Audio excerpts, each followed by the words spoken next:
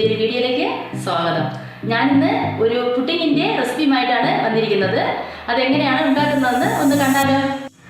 ഈ പുഡിങ് റെഡിയാക്കാനായി ഞാനൊരു 5 കഷ്ണം നമ്മുടെ ബ്രെഡ് എടുത്തിട്ടുണ്ട്. 5 കഷ്ണം ബ്രെഡ് എടുത്തിട്ടുണ്ട്. ഒരു 1/2 കപ്പ് പഞ്ചസാര, 1/2 ലിറ്റർ പാല്, 50 ഗ്രാം ബട്ടർ, ഒരു 3 മുട്ട, 1 സ്പൂൺ വാനില എസൻസ്. പിന്നെ നമുക്ക് നട്ട്സൊക്കെ വേണമെങ്കിൽ ആഡ് ചെയ്യാം. ഞാൻ കുറച്ച് ഉണക്കമുന്തിരി ഇങ്ങനെ വെള്ളത്തിൽ കുതിർത്ത് വെച്ചിട്ടുണ്ട്. അപ്പോൾ ആദ്യം നമുക്ക് ഈ പാല് പാത്രത്തിലേക്ക് ഒഴിച്ച് ഒന്ന് അടുപ്പിൽ വെച്ച് ചൂടാക്കേണ്ടതുണ്ട്. അതിനായിട്ട് നമുക്ക് പാല് ചൂടാക്കി എടുക്കാം. പാല് ഞാനിവിടെ ചൂടാവാനായി അടുപ്പത്തേക്ക് വെച്ചിട്ടുണ്ട്. ഇനി നമുക്ക് ഇതിലേക്ക് ഈ എടുത്ത് വെച്ചിരിക്കുന്ന പഞ്ചസാര അതിട്ട് കൊടുക്കാം. നമുക്ക് ഈ പാല് തിളയ്ക്കേണ്ട ആവശ്യമില്ല. ഒന്ന് ഈ ബട്ടർ ഒന്ന് മെൽറ്റായി വന്നാൽ മതി. ബട്ടറും കൂടെ ഇട്ട് കൊടുക്കാം.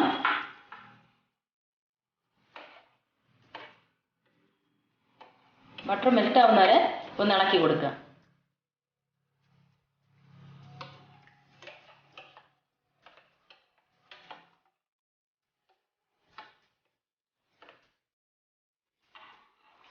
പാലും ബട്ടറും പഞ്ചസാരയും എല്ലാം ഇവിടെ നന്നായിട്ട് മെൽറ്റായി വന്നിട്ടുണ്ട്.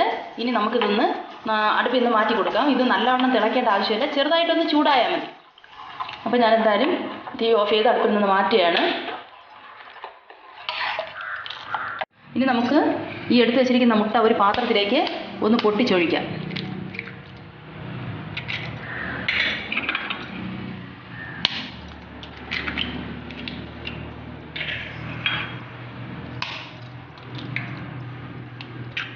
ഒഴിച്ചിട്ട് ഒരു സ്പൂണ് കൊണ്ടോ അല്ലെങ്കിൽ ഇങ്ങനെ ഒരു വിസ്ക് കൊണ്ടോ നന്നായിട്ടൊന്ന് ബീറ്റ് ചെയ്തെടുക്കാം.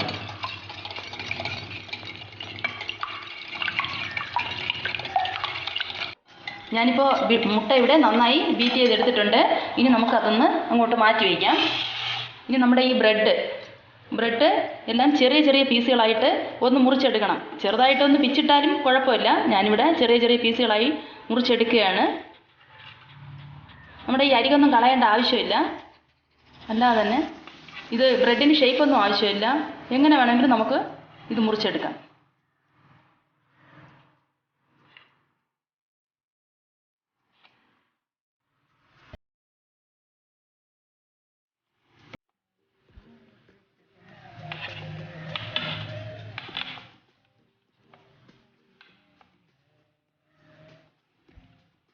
ബ്രെഡ് മുഴുവനും മുറിച്ചെടുത്തിട്ടിരിക്കും.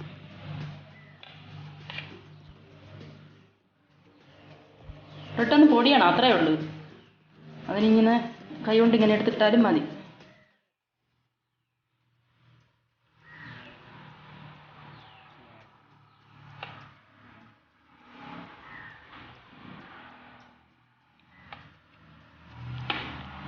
ഇത് ബ്രെഡ് മുഴുവനായി ഞാനിതിനെ ഒന്ന് ചെറിയ ചെറിയ പീസുകളാക്കി എടുത്തിട്ടുണ്ട്. ഇനി നമുക്ക്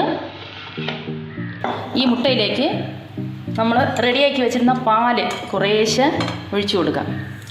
പാലും ബട്ടറും നമ്മുടെ പഞ്ചസാര എല്ലാം കൂടെ മെൽറ്റാക്കി വെച്ചിരുന്നത് ഒന്ന് ഇതിലേക്ക് ഒഴിച്ച് നല്ലവണ്ണം ഒന്ന് ഇളക്കി കൊടുക്കാം.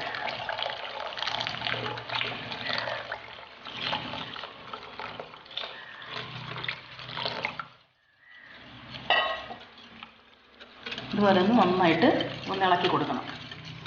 ഇനി നമുക്ക് ഈ മുട്ടയുടെ ഈ കുത്തലൊക്കെ ഒന്ന് മാറാൻ വേണ്ടി ഒരു 1/2 സ്പൂണ്, ഇത് വലിയ സ്പൂണാണ്, നമുക്കൊരു 1/2 സ്പൂണ് വാനില എസൻസ് ഇവിടെ ഒന്ന് ചേർത്ത് കൊടുക്കാം. വാനില എസൻസ് ഇല്ലെങ്കിൽ ചേർക്കേണ്ട ആവശ്യമില്ല. ഇത്തിരി ഏലക്കപ്പൊടിയോ എന്തെങ്കിലും ഇട്ട് കൊടുത്താൽ മതി. അതില്ലെങ്കിൽ ഏലക്ക ഇല്ലെങ്കിൽ അതും വേണ്ട. ഞാനിപ്പോൾ നല്ലൊരു മണത്തിനൊക്കെ വേണ്ടിയിട്ടാണ് ഇത് ചേർത്ത് കൊടുത്തിരിക്കുന്നത്.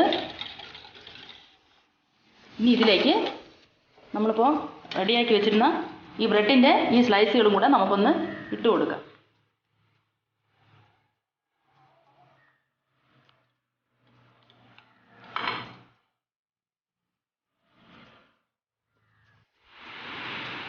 ഞാനിപ്പോൾ ബ്രെഡ് ഇവിടെ നന്നായിട്ട് അതിലേക്ക് ചേർത്ത് നന്നായി ഒന്ന് കലക്കിയൊക്കെ എടുത്ത് വെച്ചിട്ടുണ്ട്. ഇനി നമുക്കിത് ഒരു ബേക്ക് ചെയ്യാനുള്ള പാത്രത്തിലേക്ക്, അതായത് നമ്മുടെ ഈ ബേക്കിംഗ് ഡിഷിലേക്ക് ഒന്ന് ഒഴിച്ചു കൊടുക്കാം. ഞാൻ അടിയിലൊരു ബട്ടർ പേപ്പറൊക്കെ ഇട്ട് വെണ്ണയൊക്കെ തടവി ഇവിടെ വച്ചിട്ടുണ്ട്. ഇനി അതിലേക്ക് നമ്മുടെ ഈ റെഡിയാക്കി വെച്ചിരിക്കുന്ന കൂട്ട് ഒന്ന് ഒഴിച്ചു കൊടുക്കാം.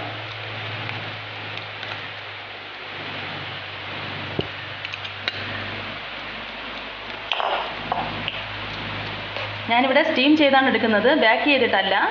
ഈ പുഡിങ് സ്റ്റീം ചെയ്തെടുക്കുമ്പോഴാണ് കഴിക്കാൻ നല്ല ടേസ്റ്റ്. അപ്പോൾ ഇതിന് മുകളിലേക്ക് ഞാൻ കുറച്ച് ഉണക്കമുന്തിരി ഇട്ട് കൊടുക്കുകയാണ്. കറുത്ത മുന്തിരിയാണ്.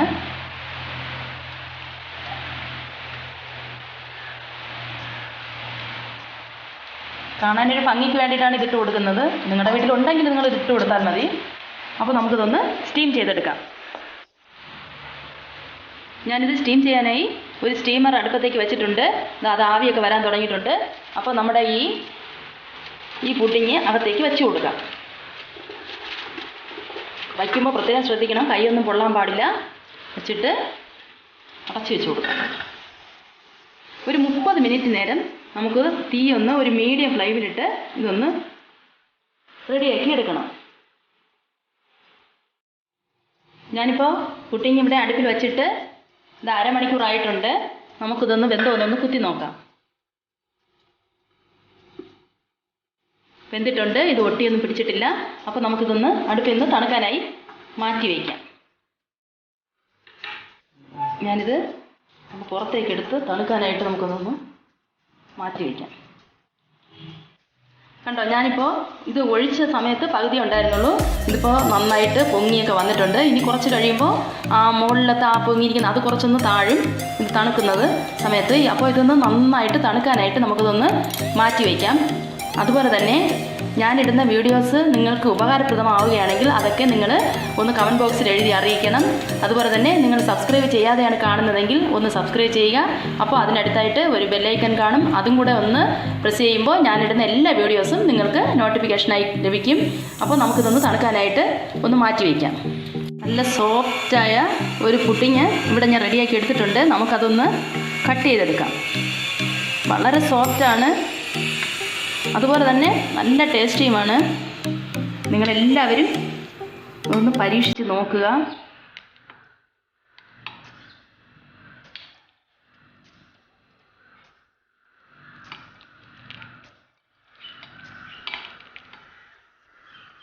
ഇതാണ്ട നല്ല സോഫ്റ്റാണത്.